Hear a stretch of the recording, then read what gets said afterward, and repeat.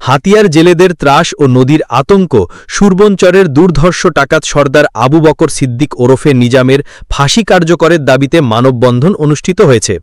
একই সঙ্গে হাতিয়ার জনগণের আস্থার প্রতীক বাংলাদেশ কোস্টগার্ডের বিরুদ্ধে অপপ্রচার চালানো ব্যক্তিদের আইনের আওতায় আনার আহ্বান জানানো হয়। হাতিয়া থেকে সাব্বির ইবনে সিদ্দিকের পাঠানো তথ্য ভিডিওচিত্রে দেখুন বিস্তারিত। রবিবার সন্ধ্যায় হাতিয়া উপজেলার উচখালী, আফাজিয়া ও রামচরণ বাজারে স্থানীয় জেলে সম্প্রদায়ের উদ্যোগে এই মানববন্ধন হয়। কর্মসূচিতে বিভিন্ন শ্রেণী পেশার মানুষ অংশ নেন। মানববন্ধনে বক্তারা বলেন, বহু বছর ধরে নিজাম ও তার বাহিনী উপকূলীয় নদীপথে সন্ত্রাস, লুটপাট ও অপহরণ চালিয়ে আসছিল। তাদের কারণে জেলেরা প্রতিনিয়ত জীবন নিয়ে শঙ্কায় থাকত। সম্প্রতি কোস্টগার্ডের অভিযানে নিজামের গ্রেপ্তার স্থানীয়দের স্বস্তি দিয়েছে।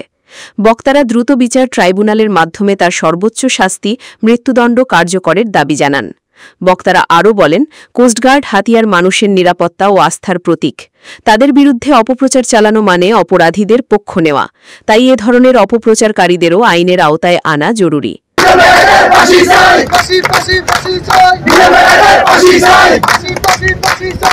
হাতিয়ার মানুষ অনেক কষ্ট পাচ্ছে, আমরা সবাই তার ফাঁসি চাই এবং তার ফাঁসি যেন নিঃস্বার্থক হয়ে যায়, এটি আমাদের সবার প্রত্যাশা। অনেক কাজ কাম করছে, এখন আমরা তার ফাঁসি চাই প্রশাসনের কাছে, এটাই আমাদের দাবি। রাজাহানি, ডাকাতি, সন্ত্রাসী, হাইজাগার সব কাজে লিপ্ত থাকে এবং আমি প্রশাসনের কাছে অনুরোধ করবো আমাকে নিঃশর্তে ফাঁসি দেওয়ার জন্য। এই সন্ত্রাস এখন দেখা গেছে আমরা ফাঁসি চাই। ফাঁসি চাই, নিজাম ডাকাত একদম শীর্ষ সন্ত্রাস, সে একদম ক্যাডার, সে আমরা জানছি, আমরা শুনছি তারা যেন তার উপযুক্ত বিচার পায়।